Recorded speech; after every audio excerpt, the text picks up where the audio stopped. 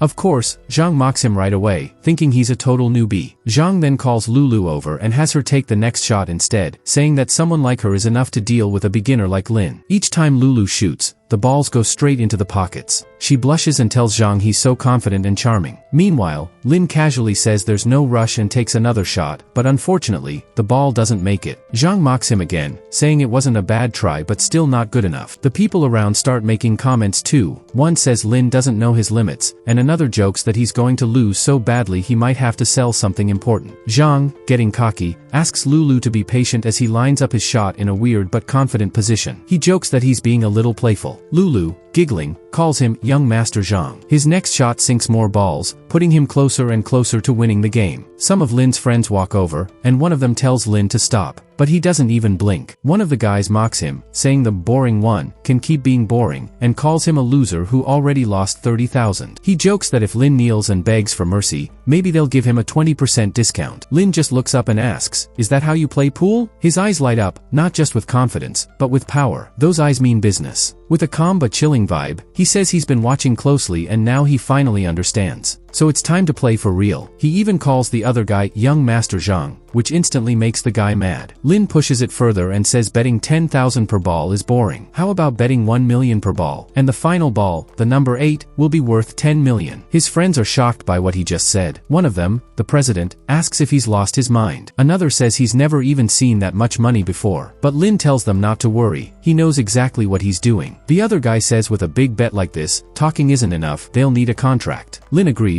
and they both sign right away. He reminds everyone that they've all seen the contract, and this is a mutual bet. He says he's not trying to scare anyone, and tells the guy not to back out now. The guy thinks to himself that this must be the dumbest person he's ever met, and he's definitely going to win a ton of money today. Zhang then asks Lulu to go ahead and take the shot. Lulu's a bird, yes, really, and she's been trained to hold a cue with her legs. She jokes around and calls him Young Master Zhang again, saying this is super exciting for her. Then he nails the shot and sinks 2 balls at once. Everyone watching is surprised and impressed. They say the pot is now at 3.03 million. They're amazed by Lulu's skills, and some of them even wonder if this is going to be a perfect game. If there are no mistakes, Lin might just keep playing and make the other guy owe money for life. Someone even tells Lin to call his parents and bring some extra cash. But he confidently says he's got enough money, no need to worry. Zhang warns him again, saying unless he can sink the black ball, which is in a tough corner, he's going to lose. Even a world champion would need 3 tries to make that shot. He says if he quits now, maybe he can cut his losses. But Lin just smiles and says thanks for the advice. Then he adds that today, he's going to show everyone the real difference between a beginner and a pro, and what a real free spirit can do compared to someone stuck in a box. Lin finally steps up for the final shot. Using his top-level billiard skills, he pulls off something wild, way beyond a normal trick shot. He makes the cue ball spin and bounce around like it's dancing, sinking ball after ball like they were caught in a tornado. His friends are shocked by the crazy moves he's pulling off, and the employee watching is amazed and hopeful. Meanwhile, the group of bullies, including Young Master Zhang, are starting to panic. With perfect control, Lin sinks every ball that touches the cue ball. Then, with one last move, he hits the 8 ball, and it spins dramatically before finally falling into the pocket. Everyone cheers. The student president shouts that Lin is the winner. Another friend yells that his skills are unbelievable, like magic. The employee smiles, happy to see the good guys win for once. The system had bet on the wrong side this time, and now the bullies are left in total shock. Lulu is stunned and asks, who is this guy? Meanwhile, Zhang is so shaken he can barely stand, shouting that this must be a trick and there's no way it's real. Staying calm, Lin tells Zhang that including the original 3.3 million, he now owes a total of 10.97 million. He tells him not to worry about small change and casually asks when he plans to pay up. Zhang, trying to sound confident, laughs it off and says, what 10 million? That doesn't count. Lin then asks him, what, are you backing out now? Zhang throws up his hands and yells that the entire billiard scene in Yangjiang is run by his older brother, Mr. Li. He warns Lin not to mess with him or even think about living in Yangjiang again. Some of the people nearby step in, trying to calm things down. They say that young Master Zhang's background is strong and not someone you want to mess with. Another adds that every billiards hall in Yangjiang belongs to Mr. Li and that he's connected to a mysterious man called Mr. Spender, someone with serious power. They say Mr. Spender is linked to a hidden financial group called Billiard that nobody really knows about, and they warn Lin to just walk away. Zhang laughs and asks if he's scared. He tells Lin that if he knows what's good for him, he should leave now. But Lin isn't fazed. He knows exactly who they're talking about. Calmly, he tells Zhang to go ahead and call his brother. He says he'll be right here waiting. One of the guys calls Mr. Li and tells him that a group is causing problems and asking for him directly. Soon after, bodyguards show up with bats, walking around Mr. Li as he enters. Mr. Li asks, who's the punk causing trouble in my billiards hall? The guys point at Lin. But the moment Mr. Li sees him, his expression completely changes. He realizes it's Mr. Spender himself. People whisper that Mr. Spender is part of Billiard Hall and their group quietly controls parts of many businesses. Zhang keeps pointing at Lin, saying he got scammed and lost over 10 million. He begs Mr. Li to defend him, but Mr. Li suddenly grabs Zhang and yells at him, calling him useless and saying there's no way he's going to defend him. Mr. Li quickly walks over to Lin, respectfully calling him Mr. Spender. He apologizes and says if he had known Mr. Spender was coming, he would have sent a car to pick him up personally. Our main character turns to the man and asks if he really is a shareholder of the billiard hall, and whether he supports him. He then confesses to Mr. Spender that he's just a regular guy who gave him some money and wanted to help manage the billiards place, so how could he possibly be a shareholder? He questions questions whether someone like him is even qualified for that role. To calm the situation, he apologizes to the man and says if they've caused any trouble today, he'll make it up to him by giving him this room at billiard hall. He says he doesn't care about this room and turns to the woman working there, reminding her that she helped them earlier. So now, he wants to give her the pool room and the system. The woman's surprised, but Lin says he doesn't want to see those other people in any room at the billiard hall again. Mr. Lee agrees and says that from now on, not only will they not be allowed in billiard hall, but they won't be allowed anywhere in Yangjiang either. The camera shifts to the others, showing how they've messed up the place. He won't allow them to stay here any longer and orders everyone to leave barefoot. The group agrees and starts to leave. Our main character asks if they have anything else to say, and one of the guys tries to talk, saying he didn't know who he was. He admits he doesn't have money but tries to defend the girl, saying that even though she's not high class and has been with a lot of men, she's still talented and attractive. That's when Lulu loses it. She slaps the guy and yells at him, saying he used her like she was some kind of payment, pretended to be rich, and even borrowed 10,000 yuan from her. She screams at him to pay it back, but the guy just says he's broke, that he doesn't have a single cent left, and if she wants to blame someone, she should blame herself for chasing after someone she thought was rich. The girl then drops to her knees, grabs Lin's clothes, and begs Mr. Spender for forgiveness. She says she didn't mean any harm and that from the first time she saw him, she knew he wasn't an ordinary guy. She promises to follow and support him no matter what. But Lin kicks her away and tells her to get out. Some people try to calm him down, but his friends comment that the girl faked her image online and that they didn't expect her to be this fake in real life. The president of the company adds that people who take advantage of kindness don't deserve sympathy. Then, a few bodyguards come in holding bats. Mr. Lee tells them to get the group out of there and even jokes about getting 10 million out of them for Mr. Spender. Laughing, he checks on Mr. Spender, who says he's fine. Lin says it's time to say goodbye. The girl, realizing how wrong she was, begs for mercy as they take her away, especially since the guy already took a hard hit from what happened. Time goes by after those events, and now we see a delivery guy on the street. Suddenly, a guy in a fancy sports car starts yelling at him for blocking the road and honks loudly, telling him to move out of the way. The delivery guy calmly explains that this is actually a road meant only for non-motorized vehicles. But the guy in the car doesn't care and tells him to just get out of the way. The delivery guy repeats that the driver is breaking traffic rules, but the man just ignores him and speeds past him, brushing right by and even bumping him a little. Then, the guy throws some money at him and says it's for medical bills, telling him that next time, he should just move politely. Some people nearby come to check on the delivery guy, and one of them yells at the driver, saying just because he has money doesn't mean he's better than anyone. Another person calls him rude and disrespectful. The girl sitting with the guy in the sports car says it's a shame the car got scratched by the delivery guy. But the man laughs and says it doesn't matter. He spent millions on insurance and could just smash the car and send it back to the factory. The girl cuddles up to him and calls him cool, saying, "You're amazing, babe." The guy says something like, "What kind of problems could I possibly have? Let me show you how cool I really am." But when he starts driving really fast, the girl nervously says she's scared because of the speed. Just then, another delivery guy zooms by them super quickly, leaving the guy in the car stunned. The girl says, "Oh my gosh, that guy is really fast." She can't believe a delivery guy just showed off right in front of them. The guy gets mad and says the delivery guy is going to regret doing that, then steps on the gas to catch up. But even going full speed, he can't seem to find him and asks, "Where did he go?" The girl asks if the guy on the bike was really using an electric bicycle and how he's even faster than their sports car. She calls him babe again and tells him to hurry up, but the guy snaps and tells her to be quiet, calling her annoying. She looks surprised by his attitude. He laughs and says there's a red light ahead, so that delivery guy can't get away now. When he catches up, the delivery guy is calmly waiting at the light. The sports car pulls up behind him and the guy starts talking trash, calling him a stinky delivery guy. But when the delivery guy turns around, surprise, it's actually our main character. The sports car guy yells at him again, saying he's blocking the road with his cheap electric bike and bragging about how fast his car is. He says if they crash, it's not his fault. But our main character notices something: another car is coming, and the driver seems drunk. When the light turns green, the main character just moves ahead without saying anything. The sports car guy tries to speed up to catch him, but ends up crashing into the other car. He goes flying and yells, "What the heck? Why is someone driving through a red light?" Meanwhile, our main character rides away calmly. As the camera shows the crash behind him, he says something like, "First, speeding on a road meant for bikes, and now running a red light? All of it breaks traffic rules. Try following the rules in your next life." Then he leaves the angry guy behind on the street. We switch scenes. Lin arrives at his destination, takes off his helmet, and parks. He looks around and asks if this is the place. He realizes he's reached Long Yuan No. 1 Villa, where Luo Yasi lives. They've even eaten together here before. The place seems like a members-only restaurant in a high-end villa area. He checks his phone and tells his friend Wu Ji that he's already checked the Xiao building and is ready to pick up the next order. Wu Ji is surprised and asks how that's even possible. It's only been about 10 minutes. He jokes, "Did you take a plane or something?" Lin says nope, he just used his scooter. His friend replies, "But aren't electric scooters speed limited?" Lin explains that the speed limit can actually be adjusted manually, and with some good riding skills, of course. What he doesn't say is that he secretly used his expert driver skill, which helped him hit over 130 kilometers per hour. His friend is impressed and thanks him, saying it's a huge help, especially since his teacher almost caught him while he was in the middle of a food delivery. He tells Lin that he owes him breakfast for the next 3 days. Lin just replies that he's being a bit dramatic. Next, our main character walks into the fancy restaurant. As he passes by the tables, we see a group of 3 girls who are busy taking a bunch of selfies. One of them gets annoyed when he walks by and ends up in the background of their photo. She turns to him, frustrated, and says, "Hey, delivery guy, can you not stand where I can see you?" Confused, Lin asks what he did wrong. Then the blonde girl joins in, raising her voice and asking if he even knows what he just did. She explains that this is a high-end restaurant where people usually spend around 2,000 per person, and he's ruining their experience just by standing there. She complains that now they can't take nice pictures because of him. Another girl also starts yelling at him, saying he's being rude just by talking to them like that. But Lin glances at their table and notices all they've ordered is coffee and a slice of cake. So he asks, "Is this really about a fine dining experience, or are you just worried about your influencer photo moments?" This question makes one of the girls furious. She jumps up and shouts, asking what he's trying to say and who he's calling a fake influencer. Lin calmly says he's met both real and fake influencers before, and based on what he's seeing, today just confirmed it again. That makes the girl even more upset, yelling that he's ridiculous and asking who he thinks he is. She points at him and says it's no surprise he's just a delivery guy. Then she loudly asks for the manager, saying he needs to be kicked out. The manager comes over and politely asks what's going on. The girl points at Lin and says, "It's that delivery guy. He smells bad and ruins everything. I can't even enjoy my meal anymore." One of the other girls jumps in, saying the same thing, that he was being disrespectful and that this place is supposed to be a 3-star Michelin-level restaurant. She complains that they shouldn't let just anyone walk in and insists again that he should be kicked out. Then, the man walks over with a confident smile and snaps his fingers, calling for someone to come over and handle it. The girls get smug, thinking they've won and have all the power now. But instead, the manager calmly says to remove them from the restaurant instead. Turns out, our main character is becoming more well-known in the city, and inflation doesn't exist in this world, meaning everything still runs on reputation. The staff quickly step in and politely ask the girls to leave the restaurant. The manager nervously apologizes to Mr. Lin, saying he's sorry he had to experience something so unpleasant. Meanwhile, one of the girls is shocked and yells at the manager, reminding him that she told him to kick out the delivery guy. But the manager turns to her, clearly annoyed, and explains that Mr. Lin is actually a respected resident of the top-tier beaches district and a Gold Dragon member of House Xiaoyi. On the other hand, the girls only bought a single cup of tea and a tiny slice of cake and have been taking pictures for hours. He reminds them that House Xiaoyi is a fine dining restaurant for real gourmet meals, not a hangout spot for online influencers. He firmly tells them to leave. One of the girls, shocked, asks if he's really a Gold Dragon member of House Xiaoyi, like, from the Dragon No. 1 Villa. Another girl is stunned and asks, "Isn't that the villa worth billions?" The last girl, confused, wonders why he's even delivering food. She asks if this is maybe some kind of rich guy hobby. And just like that, their whole attitude changes completely. The blonde girl suddenly smiles and says, "You know, earlier I saw you looking at me, right?" She tries to play it off like he purposely stopped there to get her attention, calling it all a misunderstanding and saying maybe they can get to know each other. The girl with short hair sends him a flying kiss and says, "Please, he was clearly looking at me." The third girl shamelessly writes down her number and says it's the first time she's ever seen someone so attractive wearing a delivery uniform. She tells him he should call her sometime, but the manager cuts them off and tells them to stop wasting time and get out. Lin adds, a little annoyed, that they should just leave him alone already. Finally, the staff escorts the girls out. One of them drops her fake designer purse and starts yelling for it. The blonde says fine, they'll go, but there's no need to be so harsh. Another girl screams about losing her second-hand name badge. The manager apologizes to Mr. Lin again and promises that nothing like this will happen again. Lin says it's alright and reminds him he came to pick up order number 86. He asks if it's ready yet, but the manager looks unsure. He explains that the head butler is in a bad mood and the chefs have been getting scolded for a while now. We then switch scenes to the kitchen. The same woman from earlier, the one who had been searching for our main character because of his amazing cooking, is now scolding the chefs. She reminds them that each of them earns over 200,000 a month and that House Xiao has always treated them well. She asks if they've not been given more than enough chances, with access to ingredients from all over the world, so how could they still be making food like this for the young lady? She says she's really disappointed. She then sharply asks if they really think the second young lady has time to study properly while also eating meals that barely qualify as decent. She reminds them that today is the deadline, as set by the eldest daughter. If they can't prepare something the second young lady can eat, they can already guess what will happen next. Our main character asks the manager how much longer the scolding is going to take, and why the kitchen isn't preparing the dish yet. The manager replies that it might take a while. Lin says he doesn't have much time and asks if this is how the kitchen usually works. The manager replies yes. Lin thinks to himself that he still has 15 minutes and the order is crab roe noodles. He rolls up his sleeves, ready to make a tasty dish. Luckily, it's something quick to cook. He carefully grabs all the ingredients and tools, preparing everything separately with precision. Then he combines it all in the pan and cooks it on high heat. Finally, he says it's done and shows off the bowl of hot, delicious noodles with a smile. He laughs as he leaves, happy that he made it in time and avoided a late penalty. The manager is left completely confused. Lin had just walked into the kitchen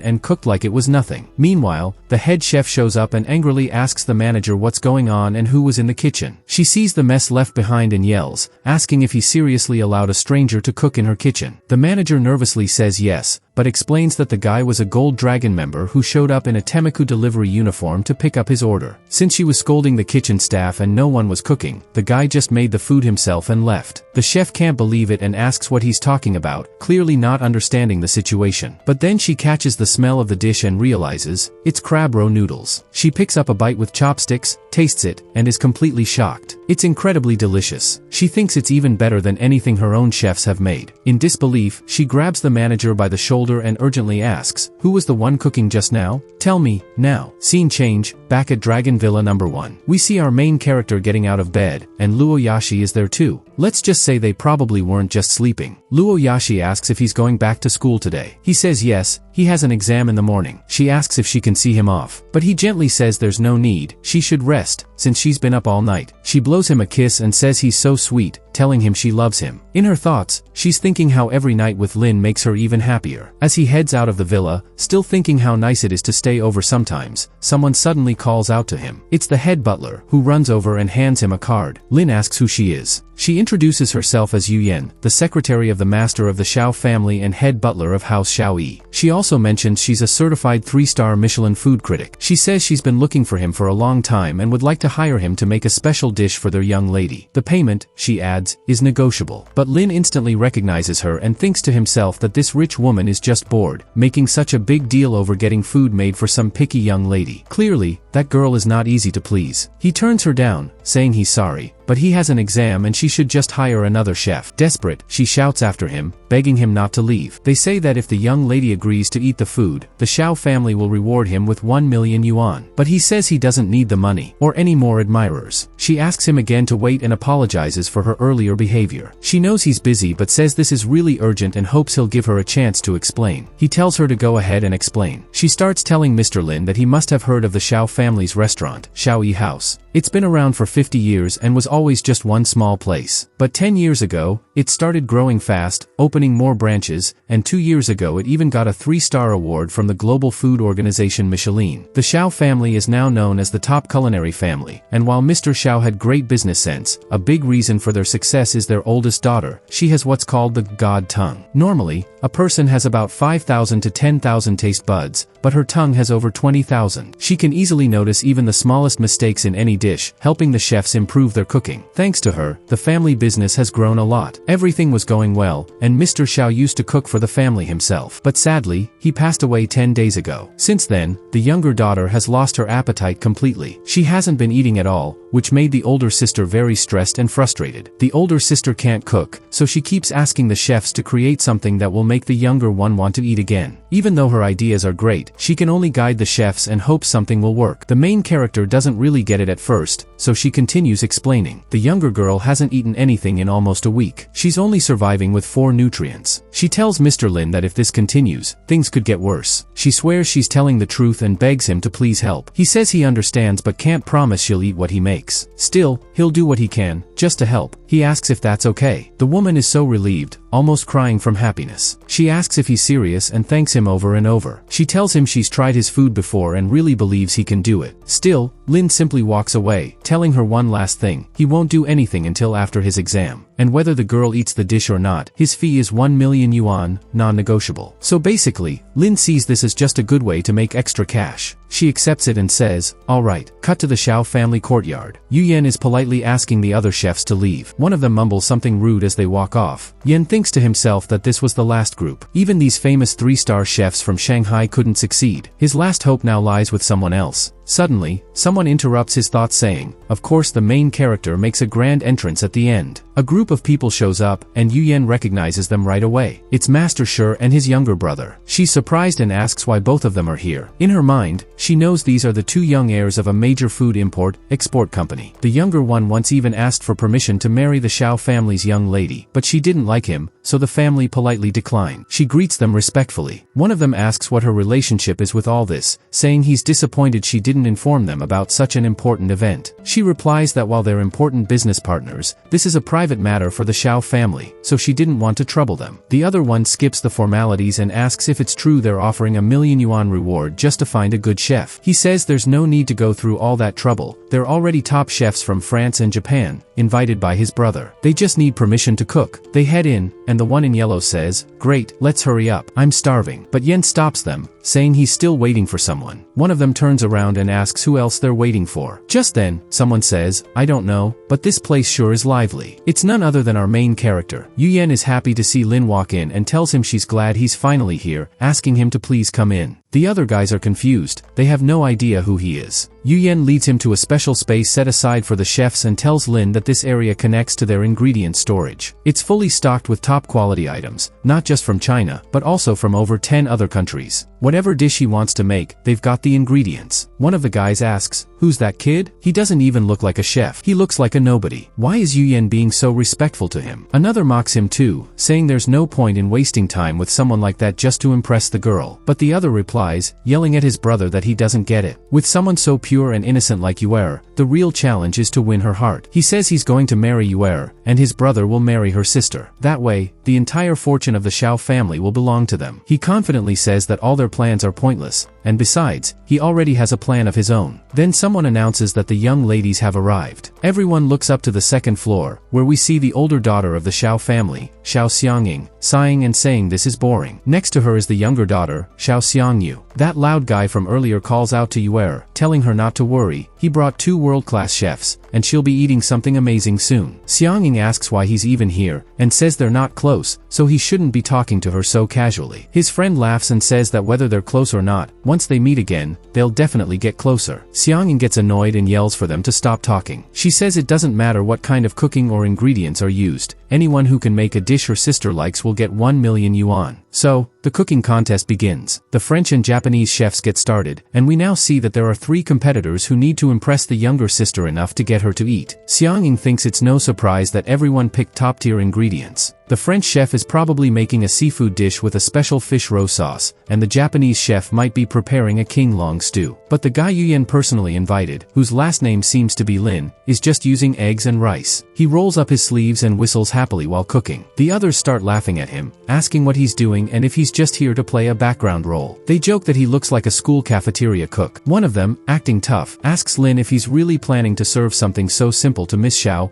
warning him that it's insulting. But Lin doesn't say anything. He He just keeps cooking at his own pace. While his dish simmers, he even plays Clash Royale on his phone. The other two chefs finish first and say their dishes are ready. That loud guy from earlier rushes to take the dish to Yuer, but Yuyen steps in and tells him to wait. She says she'll taste it first and judge it. He asks why, and she explains that the second judge is the older sister, and both of them have to approve the dish before it gets served to the younger sister. He keeps asking why. Yuyen says the younger sister isn't in great health, so it's important that her food is both healthy and delicious. The chefs don't seem too worried, confident that their food is top-notch. But then Yuyen takes the first bite, and says it's just average, really basic. Even with top-quality ingredients and top chefs, all they managed to make was a basic dish. Like 1 + 1 is equal to 2. Everyone is shocked. She says it's disappointing and tells them they're out. The guy in yellow asks what she means and if she even understands what's going on. Yuyen then asks for the next dish. Our humble main character walks up with his plate, calling out, "Coming through, fried rice with egg." The guy in yellow yells at him to get lost. He asks who the heck told him to come here. He didn't say anything earlier because he was in a good mood, but now he better not think that's still the case. How could he just show up with a plate of fried rice? Seriously, what an idiot. But Yuyen doesn't hesitate. She takes a bite, and the moment she does, she's completely blown away. "I don't know what's in our guy's dishes," someone says, "but they have this crazy effect. Can someone please teach me how to cook like this?" Yuyen, clearly excited, says, "Oh my gosh, this is insanely good. The aroma of the eggs, the flavor from the stir-fry, it's just perfect. How does he turn simple egg fried rice into something this amazing?" This stuns the group. One of the guys, annoyed, says, "What, are you working against us or something? How dare you act like our food is worthless but hype up fried rice? Who gave you the nerve?" He asks if she's just some waitress pretending to be a noble lady. "How dare you criticize our food?" he adds. But the older sister says Yuyen is the only judge whose opinion really counts, though Mr. Sure doubts she can even tell the difference between good and bad food. That makes him even more annoyed. Yuyen then says, "If you think there's some plot going on, then take a bite and see for yourself, or are you just too scared?" He replies that she's trying to provoke him, but it won't work. Even so, the pirate guy says he'll try it just to call it out for being bad. But the moment he and the guy in yellow try it, they both get blown away too. The guy in yellow asks, "Why is this so good? What even is this?" Someone says, "I give up, I don't want to learn anything anymore." The guy with glasses asks what he added to the dish. Lin says that foreign cuisine usually focuses on high-end ingredients and fancy seasonings. It's all about presentation and sophistication, he explains, but they often forget the basics, like controlling heat. And they forget that cooking should be for everyone, not just for making fancy meals that regular people can't enjoy. But then Xiangning cuts him off, saying, "Nice speech, but regular people only deserve simple food. They wouldn't even understand the beauty of top-quality ingredients." She adds that even if Yuyen liked the fried rice, she's not about to let such a basic dish ruin her sister's taste. But Lin stays calm and says he doesn't plan to feed her egg fried rice either, because that's not what she needs right now. Xiangning frowns and asks what he means. He starts walking upstairs with a different dish, and Xiangning stops him, asking who gave him permission to go up there. He says not to get the wrong idea. He's just here to make something for the young lady and isn't trying to impress anyone. Then Xiangning turns to Yuyen and asks, "What's going on? What does all this mean?" She tells Miss Xiao that she truly trusts Mr. Lin's skills and believes he can make something the younger sister will be able to eat. She politely asks her to please let him try. Our main guy steps forward with the dish and says, "Don't blink, here it comes." Both sisters, especially Xiangning, watch closely, curious to see what this mysterious dish might be. The people from before start thinking, is that really going to beat the fried rice? Yuyen looks hopeful, while Xiangning wonders what it could be. Why is he so confident? Maybe he made Sicilian red mullet? Or something fancy from Italy? Maybe a tranche from England? Or even some French-style squid carpaccio? But then our main guy finally lifts the lid, revealing a dish that stuns everyone. No one says a word, they're totally speechless. It turns out to be century eggs. The younger sister, Xiangyu, asks if those are really century eggs. Lin gently asks her to just give them a try. But Xiangning steps in and tells him to stop. She asks how he could even think to bring something like this. We've spent millions trying to find something that could bring back her appetite, and now he shows up with century eggs? She says her sister is meant to awaken the god tongue, and giving her something so low quality is almost an insult to her refined taste. Just then, a system pops up saying it's discovered a beauty and is starting a new side mission. Her name is Xiao Xiangning, and her favorability rating starts at -20%. Lin just thinks to himself, why does the system always pair me with this kind of woman? The guy in yellow points at him and says, exactly what I expected, just some broke guy who can't present anything decent. He accuses him of using tricks earlier with the fried rice and pretending to be some kind of expert. The off-brand Weskier adds that it was probably just dumb luck. He says Lin should step aside and let their chefs try again. After all, both of their chefs are Michelin 3-star level, just like their Zoe restaurant. But Lin sighs. He's tired of hearing 3 stars, 4 stars, 5 stars. He says he's eaten at the Xiao restaurant plenty of times, and honestly, the food tastes just okay. They're so focused on the origin of the ingredients and fancy presentation that they've forgotten what cooking is really about, making people happy and full. Xiangying disagrees and snaps at him, saying it's ridiculous. Do regular people really think they can judge our food? She says someone with no manners can't appreciate refined cooking. But calmly, Lin asks her, if that's true, then why is your restaurant struggling financially? He says he looked into their numbers before coming and saw that profits have dropped more than 25% 2 years in a row. He even asks, isn't that why you had to start doing food delivery? Because fewer people seem to enjoy their high-end meals. Xiangying can't handle it anymore and angrily asks how he dares to question the dishes she and her father developed. She reaches out to grab him by the shoulder, but Lin stops her firmly, but respectfully, reminding her she's still a lady. He pushes her hand away and says he's not just questioning her cooking, he's clearly proving his point. That leaves her looking a bit rattled. Just then, they hear someone chewing in the background. Turns out, it's Xiangyu, who, acting like a total foodie, is already eating Lin's century eggs. Xiangying tries to stop her and asks, Xiangyu, what are you doing? Everyone else is shocked by how hungry she suddenly looks, asking how this is even possible. Yuyan even tears up with joy. Lin says that while he's not a doctor, based on her complexion and how both Yuyan and her sister are reacting, he guesses the young lady has a weakened spleen, low stomach energy, and blocked liver energy, probably from mild sadness or stress, which led to a loss of appetite. He explains that century eggs are rich in amino acids, minerals, and vitamins that can help boost appetite. They also help neutralize stomach acid, which makes them perfect for her condition. Xiangyu finishes the entire dish and says it was delicious. Lin hands her a few more things and says if she can eat more, that's great, maybe some cucumber slices and mung bean soup too. Yan even gets on her knees to help hold the food and tells the young lady how happy she is to see her eating again. Lin says that's great, his job here is done, and reminds them to send over the payment and reward. Yuyan says he'll transfer it right away. But Xiangying says it was just luck and gives a thumbs down, saying the food still isn't high quality. She says that if it weren't a serious situation, she would never let Xiangyu eat something so basic. Then Lin says, since he's already been paid, how about they make a little deal? He'll cook a dish she sees as commoner food. If she tries it and truly thinks it's bad, he'll return the 1 million reward. But if she likes it, she'll give him another million. He asks if that sounds fair. Xiangyu quickly says no, that her sister has what they call the god tongue. Her sense of taste is twice as sharp as a normal person's, so it's impossible for someone like him to impress her with basic food. Xiangying snaps and tells her to stay out of it, asking why she's siding with him. But with calm confidence, Xiangyu says, why wouldn't I take that bet? The terms are great. She admits Lin's confidence is impressive, but also says he's a bit foolish for thinking he can win. Our guy picks up a pot and says, then let's get started. Xiangying watches and guesses what he's about to make. She realizes, it's a stew, and that hits a sore spot for her, because stew is her least favorite dish. Everything gets tossed into one pot, all the flavors mixed together, and it just feels messy to her. She asks herself how anyone could possibly enjoy something like that. Everyone is watching closely. Yuyan and Xiangyu both look a little nervous. But then, our guy shows off his skills in the kitchen. With expert timing and technique, he adds a mix of herbs and spices into the pot. As the water starts to boil, an aroma fills the room, so strong and pleasant that even the chefs from earlier can smell it. The Weskier guy says, this smells amazing. How is this even possible? Yuyan and Xiangyu are drooling, and even Xiangying is caught off guard. She starts analyzing the scent and realizes he used star anise, cinnamon, nutmeg, fennel, cumin, licorice, sand ginger, and coriander seeds. Besides the usual spices, there are many more that aren't typically used in stews. She also picks up hints of monk fruit, patchouli, angelica, and more, over 300 different ingredients. But then she realizes, maybe even more than that. Normally, mixing this many spices would just make the flavors cancel each other out. But as our main guy keeps cooking and slicing meat, she starts to notice something. In this stew, all the spices blend perfectly. They work together, layering and boosting each other's flavors. She's shocked and wonders just how precise the measurements had to be to make this work. Finally, Lin says it's ready. He's made a dish called Spicy Xiang Stew. The translator notes the name means 1,000 aromas. The stew is a rich reddish color, full of meat and vegetables. Lin turns to Miss Xiangying and asks if she's going to try it or not. She doesn't say anything, just blushes, curious about what kind of dish this could be. The smell alone is overwhelming, and the rising steam carries such a strong aroma that it's almost impossible to resist. She's nervous. She thinks if she eats it, it might feel like admitting defeat. She worries what Xiangyu and Yuyan might think of her then. Would they be disappointed? But when she turns around, she sees Xiangyu staring at the stew, clearly craving it. Xiangyu even asks if she can try it instead. That catches Xiangying off guard, but it helps her regain some confidence. She tells herself that she's the only one thinking clearly and that this dish can't possibly make her give in. She just needs to taste a tiny bit, just enough to check the flavor. And with the very first bite, her eyes pop open wide. It's like a jolt goes through her. She thinks, what is this? I've never tasted anything like it. It's just regular meat, but the broth lifts it to a whole new level. The flavor is so rich, she's genuinely excited. Honestly, it's stew, but on a whole new level. Even though her legs are shaking, she tells herself she has to stay strong. She can't lose to a dish made by someone she sees as below her. She forces herself to say out loud that it's not that great. She admits he has some skill, but says the dish is only just barely edible, that it's nowhere near good enough to make her say it's delicious. Then, calmly, she says that she wins the bet. But our main guy is confused and asks if she even realizes what she's doing, because she's devouring the whole spicy stew without stopping. She doesn't even understand why. She keeps eating, still thinking about that electric burst of flavor from earlier. She wonders how this is happening. Her body is moving on its own, and now she's starting to regret it. She's eaten too much at once, and now the spiciness is catching up to her. If she keeps going, her tongue's going to hit its limit. Finally, she can't take it anymore. She yells that the heat in this stew is a mix of Sichuan pepper, spicy radish, mustard, galangal, sand ginger, fresh ginger, and both black and white pepper. It's so packed with flavor that it's too much. She says it's driving her wild, but in a good way. She even says something she never thought she'd say. Who wouldn't want to be a vegetable in that stew? Totally overwhelmed, she shouts that he went overboard on purpose. This was a trap made just for her. She says her tongue is going numb and burning. And with that, the so-called God tongue is revealed. Lin yells, that's the tongue, since it looks huge now. Yen explains that yes, that's the God tongue of food. It's twice the size of a normal tongue and has double the taste buds. Lin thinks, sorry, system, I misjudged you. That tongue can pick up every single detail of flavor, both the good and the bad, and magnify them. Xiangyu looks at the dish with hungry eyes and asks Yuyan if they can eat now since her sister already lost. Yuyan tells her to go ahead and eat quickly. But Xiangying doesn't want them to eat because she's worried the stew is too dangerous. If they try it, they'll be completely hooked on this man's cooking. But they don't care, and they take a bite anyway. Right away, they're overwhelmed by the amazing taste. Confidently, our main guy asks if she has anything left to say and tells her to pay up the million. With her tongue sticking out and sweating, Xiangying says she can't accept this, that she can't believe she lost to someone like him. The system pops up saying her favorability just went up by 50%, and now Xiangying's affection is at 30%. The guy in yellow grabs his head, telling his brother they've lost because this guy's cooking is just too good. But the weskier-looking guy tells his brother he knew he'd fail, so he already has a better plan. His brother doesn't understand what he means. Suddenly, the weskier guy starts clapping and says the food wasn't bad, but now it's time to end this. Meanwhile, Xiangying is still eating non-stop. Weskier puts a contract on the table, explaining it's an agreement between their food import-export company, Sure Food, and the Shao family's business. He says the Shao family has been spending a lot of money developing new dishes, which led them to buy expensive ingredients on credit from his company. On top of that, he got them involved in risky investments. Now that those investments failed, the Shao family owes them a huge amount, and the Shao family is basically facing bankruptcy. Xiangying and Xiangyu cry out in shock, saying it can't be true. But Yuyan picks up the contract and, after reading it, panics and tells them it's real. The contract was signed by Mr. Shao, and in total, the Shao family owes Sure Foods Company 1.5 billion yuan. Xiangying yells that she can't believe it because their father never mentioned any of this. Xiangyu then asks if they can pay off the debt using half of the income from the Shao family's business, since they still have over 50 locations across the country. But the weskier guy laughs, asking what income they think the Shao family has. He says they're spoiled ladies who know nothing. Over the past 2 years, their business has been losing 1 or 2 million every year, dropping from over 80 stores to just over 50, and they're not making any money anymore. He says there's only one option left, hand over the entire Shao family to pay off the 1.5 billion debt. His brother says it's amazing, and Weskier adds that, since they've known each other for a long time, he'll kindly take care of the two sisters. Then the guy in yellow goes up to Xiangyu and tells her not to be scared, promising to take good care of her. But terrified, Xiangyu pulls her hand away and hides behind her sister, begging her to save her because she doesn't like him at all. Xiangying points out firmly that she's going to sell every building under the Xiao family to pay off the 1.5 billion debt. Even so, they say it doesn't matter who wants to buy it. There's no way they're selling to those guys. But the man with the glasses questions if she's really that arrogant, saying they're no longer some wealthy ladies, they're just two pretty sisters with no money. He adds that his brother being willing to take her as his partner should be seen as a compliment. He says fine, go ahead and sell, but there are less than 3 days left before the deadline to pay up. The guy in yellow says to go ahead and try to find money that fast, but when the time comes, she'll have to beg them. Our main guy steps in and ruins their plan, asking if anyone can really do this, and then reveals that he has 2 billion yuan. He says 1.5 billion will go toward buying all of the Xiaoyi buildings, and the other 500 million will be investment funds to grow the business. He hands his card to Yu Yan, who uses a payment terminal and confirms the transfer goes through successfully. She's shocked and asks if he really had 2 billion. The other guys are totally stunned. The one in yellow says, wasn't he just some random cook? How does he have so much money? Xiangying and Xiangyu are also wondering who he really is. The yellow guy gets mad and rushes at our main character, yelling, "Who are you, and how dare you ruin our plan?" But his brother stops him and tells him to be quiet. They're leaving. He drags him away while the guy keeps yelling that Xiangyu belongs to him. They leave the place, along with their chefs. Then Xiangyu walks up to our main character, calling him Mr. Lin and thanking him deeply with a bow. She says if he hadn't helped them, she wouldn't know what to do. He saved them twice today. But Xiangying asks why he even wants to help them. Lin replies that when the road is rough, he just wants to help. He says there's no need to thank him. But the strict Xiangying asks if he's also in love with her sister and warns him not to think he can win her over with money. She'll never allow it. Her sister tells her she's overreacting and never happy with anything anyway. Then Yen walks up with a contract for Ms. Xiangying. She says it's the purchase agreement for the Xiaoyi buildings, and according to Mr. Lin's wishes, the ownership and management rights will remain with Xiangying and Xiangyu. As an investor, Lin will receive 20% of the company's profits. Her sister gets excited and says Mr. Lin is a real lifesaver. But Xiangying is confused. Why would he do all this? Why would someone be so kind and ask for nothing in return? She starts to wonder if maybe he really likes her. But then she notices a second condition. She has to work as Mr. Lin's personal secretary and be available to assist him. She gets upset and yells, asking what he means by that and if he seriously thinks she'd ever agree to this deal, saying he must be dreaming. Our main guy calmly says it's not just her decision. Then, Xiangying sees that her sister is already signing the contract and asks what she's doing. Lin explains that the contract needs signatures from both sisters to be legally binding, and now it's up to her. Xiangyu runs to hug her sister, asking her to please sign, saying that brother Lin is a good person and would never do anything bad. Feeling pressured and completely defeated, her sister reluctantly signs the contract. In her mind, she can't believe it's happening. This whole deal is just too perfect. A restaurant chain that's losing tons of money, a guy who can't be bought with cash, and now she's stuck following his orders like she's halfway working for him. Even though she looks at him with frustration, she also wonders how something could be such a perfect opportunity to make money. She doesn't like how he looks at her, and it annoys her even more that part of her wants to go along with it. Cut to another scene. Those two guys who left earlier are talking. One of them asks why his brother pulled him away. He says they could have forced Lin to give up the deal. But the other guy tells him he doesn't get it. Someone who can suddenly pull out 2 billion like that is clearly not someone they should mess with. The brother asks what they're going to do now and says he was so close to getting everything. But the other guy tells him to chill. He never said they were giving up. That fool Lin just took over a business that's losing money fast. If they secretly make things worse, the company will burn through another 2 billion a year, and then they'll see how long he lasts. He then says he really admires how clever his brother is. Next scene, back at the Xiao house. Xiangying is now going wild over Lin's food. She's gone full foodie mode and keeps going back for more. Turns out, she's gotten totally hooked. While lying across the table, she mumbles that Lin definitely has the skills to make high-end food, but instead made her addicted to low-tier stuff. She's super annoyed, saying that eating something like this is an insult to her refined taste. And now, on top of everything, he wants her to be his secretary? She swears she'll get him back somehow. Her affection level toward him increases by another 5%. Great. Another one falling for him. Meanwhile, our main guy is just chilling, playing Free Fire, confused and wondering why her affection level went up for no reason. He also wonders if she just stays up all night. Then we cut to a group chat with some updates. His friend Pang Yu from high school sends a message asking the others to come to Yanjiang tomorrow. Lin replies that it's been a long time. Zhang Hao says the brothers will pick him up tomorrow. Zhao Tong says he misses Mr. Yu a lot. Pang Yu asks if nobody's asleep yet. Wu Ji tells him to go to bed and says he's not coming back until he's fully relaxed tomorrow. Finally, The day ends, and we switch to the next morning at Yanjiang Station. Lin and his group are there to welcome Pang Yu, calling out, "Brother Pang Yu." We find out he's a pro League of Legends player. Just kidding. The narrator laughs and explains that Pang Yu is Lin's old friend from high school. He gets a warm welcome from everyone. Someone with glasses asks Brother Yu why he suddenly came to Yanjiang, joking that it must be because he missed them. Lin asks him why he looks so weak lately and points out the dark circles under his eyes. His friend asks if he stays up late every night, and someone comments that they heard he's been doing strength training and is actually getting kind of popular. He laughs and says life just sort of pushed him into it. But then, Pang Yu admits that the real reason he came to Yanjiang this time is because of Xiao Lian. He wants to meet her parents. Never mind, now it's personal. Everyone congratulates him and jokes that he kept such good news to himself. The guy with glasses asks if he and Xiao Lian met online, saying that he didn't think much of their relationship before, but now he sees it's serious. Lin says, "Alright, let's go help him get ready." Cut to the university dorm. The group is helping Pang Yu get dressed. They hand him a shirt and a jacket. The guy with glasses says wearing this will totally upgrade his look. Another suggests adding some cologne, and soon he's all changed, looking sharp and refreshed. Glasses guy says that now, meeting Xiao Lian and her parents won't be a problem at all. Pang Yu thanks them, calling them real bros, and says he's heading out right now. We cut to Pang Yu, walking excitedly toward his big moment. He messages Xiao Lian, asking why she's not replying, and sends her 5,000 yuan. She immediately accepts and responds, saying her parents already know about them and think he's a company rep, so they won't be in contact for a few days. He asks what her parents know and tells her not to worry, he's coming to Jianxian soon. He says her family is going to love him, and he'll work hard, take more orders, sleep only 2 hours a day if needed, and eventually marry her in her own house. Xiao Lian replies saying he's very sweet but wants to take things slowly. She sends him a crying emoji. At 9 o'clock, he informs him that she's already in Yanjiang. He gets excited and thinks, finally, I'm here. He's holding a bouquet of lilac flowers, and even though he's not sure what color they are, he feels ready. He looks up at her apartment and wonders if maybe she didn't see his message, or maybe she's just sleeping. He decides to go check the time and surprise her. Cut to her room. Her phone is ringing. It's Pang Yu calling. But then we see a blonde-haired guy there with her. He laughs and says she should answer her phone because her boyfriend is calling. He adds that it makes everything more exciting. She seems nervous, and he asks again if she didn't hear him say to answer the call. She finally picks up and greets Pang Yu. Pang Yu, excited, says he's downstairs at her place. Meanwhile, she's clearly embarrassed and not in a great situation. He tells her he's coming up and asks if she's okay or feeling unwell. She says she was just playing a game, League of Legends, and that her opponent used a powerful move that totally threw her off. Pang Yu, a bit confused, thinks her voice sounds strange. The blonde guy then asks how much longer she's going to keep stringing that poor guy along. Xiao Lian tells Mr. Yun that she only has him in her heart. She says it's not her fault. He's the one who keeps sticking to her so shamelessly that she can't get rid of him. Mr. Yun just laughs and tells her that if that's the case, she should let him fully give in, saying he'll listen to her now. Just then, our heartbroken soldier arrives at the door and knocks, calling out to Xiao Lian that he's here and to open up quickly. He says he brought gifts for her uncle and aunt to make a great impression. But instead, the blonde guy opens the door. In the background, we see Xiao Lian clearly standing there, showing a scene that basically confirms what happened earlier. The girl even looks at him confidently, not even caring that he caught her like this. Of course, Pang Yu is shocked. He drops the flowers and the gifts. Worried, he asks Xiao Lian, what's going on here? The other guy tells him he should have figured it out by now, as he casually puts his arm around Xiao Lian again. Pang Yu is overwhelmed. He drops to the floor and says, this can't be real, and asks Xiao Lian if she didn't say she wanted to marry him. But she coldly tells him that she was just joking. She mentions her parents and says she only said those things so he'd stay away. She didn't expect him to be so clueless and actually show up. She tells him he saw it for himself. She's now with Mr. Yun. Pang Yu asks if he's not good enough for her and if she even realizes that when she asked for money, he spent all his savings from the past 6 months. He tells her he worked hard day and night doing small jobs and even skipped meals just to save up. He asks how she could do this to him. But Xiao Lian, still cold, says she doesn't see any future with him. Mr. Yun, on the other hand, is different. He's the most popular gaming host on Douyu and makes millions from just going live. She tells Pang Yu that he's just a regular guy making a few bucks per order and asks how he could even compare. Looking down and still in disbelief, Pang Yu opens his eyes and wonders if things were always like this. Then he asks her why she cared so much for him and made him fall for her completely. She says she's just naturally kind and treats all her friends well. But she reminds him that he can't give her a stable future, and asks him to let go. Pang Yu is left speechless and completely crushed, with tears streaming down his face. Scene change. Later that night, by the river, we heard some noise. Then our main character and his friends wonder why Pang Yu hasn't replied to any of their messages. They were planning to invite him to a barbecue tonight too. We see Lin sending a message to Pang Yu, asking if he's done and if he has time now to come hang out for a late night snack. Wu Ji adds that he should bring his girlfriend along too, since they're all inviting him. Zhou Tong also messages brother Yu, asking where he is and to please reply soon. Everyone starts feeling frustrated. Lin says his right eyelid keeps twitching and he has a weird feeling that something bad might have happened. Suddenly, he gets a phone call. He yells, he's calling, and quickly answers. But on the other end, someone asks if he's a friend of the person who owns this phone. They explain that the person carrying the phone jumped into the river and was rescued. He's now at the central hospital in Yanjiang. They should come right away. Everyone is shocked, asking how that even happened. Cut to a scene at Jiangxiang Central Hospital. Pang Yu is in the hospital after not being able to handle such a big emotional blow. Luckily, he's now out of danger. One friend says he never thought Pang Yu would go that far for someone like her. It's just not worth it. Everyone is surprised he even tried something like that. But Lin has something else on his mind. Turning away and checking his phone, his friend asks him what they should do now. Lin answers with a serious look and a cold tone, saying, "Of course we're going to get even. An eye for an eye, basically." Cut to a few days later at what looks like a fancy event. Guests are enjoying snacks at cocktail tables, and among them are the blonde guy and Xiao Lian. He asks her if she heard that her useless ex-boyfriend jumped into a river. She looks a bit unsure and asks if it's true. She wonders if he's trying to win her back with that move, calling it a useless trick. But she says she only has eyes for Mr. Yun now and that no matter what her ex does, it won't change anything. The guy compliments her, saying she's really good at convincing people with just her words. Xiao Lian says she heard the banquet was organized by Mr. Zhu from the esports group to celebrate a newly recruited, mysterious player. Everyone at the event is a high-level insider. Mr. Yun even got an invitation, which she says is super impressive. Mr. Yun says that of course he got one. Everyone in the esports world gives him respect. He adds that this new player might be able to get her an autograph, which could be worth a lot. Xiao Lian tells him that he really is the best. Finally, the main doors open and the announcer says the new player is here. Xiao Lian thinks to herself that only top-tier people come out of the VIP area. Just as the player is about to appear, Pang Yu also walks out through the same door. Everyone is shocked, wondering, why is Pang Yu here? Xiao Lian is stunned and asks herself if that so-called loser really came all the way here to chase after her again. One of the workers asks the girls to please step aside and not block the way for the special guest. But Xiao Lian just smiles confidently and says to Pang Yu that she didn't expect him to be so stubborn. She reminds him that she already told him she's now with Mr. Yun and that she's never going to be with him. The blonde guy says that this is a high-level event and that it doesn't matter how Pang Yu managed to sneak in, but a place like this isn't for someone like him. He tells him to leave quickly, or he'll just end up embarrassing himself. But Pang Yu replies calmly, saying he has no idea what they're talking about. His attitude really annoys the girl with the fake Mika-style look. Meanwhile, the blonde guy walks over to Mr. Zhu and says it's been a while since they last saw each other. He introduces himself as Wang Yun and reminds him they met at a dinner before. Mr. Zhu then asks Mr. Yun what's going on. Mr. Yun says he's not totally sure, but he's worried there might be a few uninvited guests at the banquet, like Pang Yu over there. He then turns to Pang Yu and asks where he got the invitation to this high-end event, where the minimum requirement is being a millionaire. Pang Yu says he didn't have an invitation, it was his friend who brought him in. Xiao Lian jumps in and says not to be too hard on him, that he's just a low-level game booster, and asks how he even dares to talk back to Mr. Yun. She adds that Mr. Yun could easily get him banned from the entire platform right now, and tells Pang Yu to leave before he gets kicked out. That's when our main character finally steps in and says maybe it's actually them who'll be kicked out. The blonde guy raises his voice and warns him not to get too bold, saying if he keeps it up, he'll get knocked down. He tells him not to show off in front of him. Lin responds, saying how every time it's the same boring threat and that he's sick of hearing it. He jokes that they should really hire a new writer. This upsets the blonde guy, who turns to Mr. Zhu and asks him to do something. But Mr. Zhu just shrugs and says it's almost time. The guy looks confused and asks, time for what? Moments later, in the main hall, the lights go out completely. A host steps onto the stage, thanking everyone for taking time out of their busy schedules to attend this banquet. Xiao Lian and her new guy look on curiously. The host continues, saying that tonight they'll be introducing the newest player joining the Dragon Soul team, Player P. The blonde guy says that this event must be even more important than they thought, and wonders how Mr. Zhu can stay so calm with uninvited people around. He also asks who Player P even is. Xiao Lian says she also wants an autograph and figures if he's joining Mr. Zhu's team. He must be a big deal with a bright future ahead. Mr. Zhu, arms crossed, says they'll find out soon enough. The crowd starts chatting, with one person saying they heard it's a player from the US who won 3 championships in a row and then retired. They wonder if Mr. Zhu spent a ton of money to get him. Another Another person says the Dragon Soul team in China picked this player right away without any trouble. He joined directly, which means he must be a top-tier player, someone fearless, a true star in the scene. Then the host asks everyone to give a big round of applause and welcome the new player, Player P. And just like that, we see Pang Yu walking to the front under the spotlight, raising his hand and waving at the crowd. The girl yells at him, saying that this isn't his place, that he should get down and stop embarrassing himself. She looks around, confused as to why no one is doing anything. She starts wondering what he's up to. Maybe he's going to confess his feelings right here on stage? If so, that would be super awkward. Just like expected, everyone sides with him, and the host officially welcomes Player P to the Dragon Soul team. Mr. Zhu says that with Player P joining, the team is now even stronger than before, and his annual salary is over 50 million, totally worth it. People in the crowd are shocked, asking if he's really the new star player the team just signed. Someone else shouts, "Wow, he's worth 50 million? That's the first time something like this has ever happened in the Chinese esports scene." Another person yells that this must be the new king of the gaming world and that the cameras should zoom in more. The blonde guy is in total disbelief, wondering out loud what's going on. Meanwhile, the girl who doubted him can't believe he's actually a top-level player worth millions. She insists there's no way that can be true, saying she dated him for 2 years and he was just a delivery guy. Someone else says maybe he hired a bunch of people to fake everything just to win her back. But soon, everyone starts crowding around to congratulate him. One person says they want to name a building in Dongcheng after Player P and invite him to be their brand ambassador. Another grabs his shoulder and says they also want to work with him and are ready to offer millions. Xiaolian can't take it anymore. She yells for everyone to stop, shouting in front of everyone and pushing people aside. She points at Pang Yu and says that even though he used to be kind of useless, at least he was honest. But now she thinks he's just a big liar who staged all this just to win her back. She says she doesn't regret walking away and looks at him with disappointment. The blonde guy steps in too, telling Pang Yu to stop pretending. He asks how much he paid everyone and says he'll pay 10 times more to expose the truth. But Mr. Yu calmly asks, "Who told me to leave?" This totally sets off the blonde guy, who turns to Mr. Zhu and insists Pang Yu is just a delivery guy and there's no way he should be allowed to be a pro player. He says Mr. Zhu must have been tricked, but Mr. Zhu responds, asking, "Are you saying I've been lied to?" He explains that the only way to join Dragon Soul is to beat every current member, and that Pang Yu got in with his own skill. This shocks the blonde guy, who can't believe Pang Yu could actually be that good. Then Lin steps forward and says that Mr. Pang Yu was actually rich before. He just took delivery jobs to earn extra cash, but people look down on him because of it. Lin says he brought Mr. Pang Yu to President Zhu's team, and that Pang Yu earned his place with skill. He then points at the blonde guy, calling him just a loud presenter who only got popular for talking big. He says the guy's game skills are weak and his attitude is even worse, and now he dares to insult pro players? The blonde guy is stunned, left speechless. But deep down, he's still bitter. He thinks to himself that maybe he just got unlucky this time. Still, he tells himself that it's okay, since he's still a big name on the Douyu platform and the #1 host there. As soon as the live stream starts again, he plans to make up fake news and use it against Pang Yu to hurt his image and make money off it. He thinks that eventually, Pang Yu will come begging him for help. Then he grabs Xiaolian's hand and says it's time to leave. But before they can go, a couple of people step in and ask, "Who said you could leave?" The guy recognizes them and says, "Mr. Wang?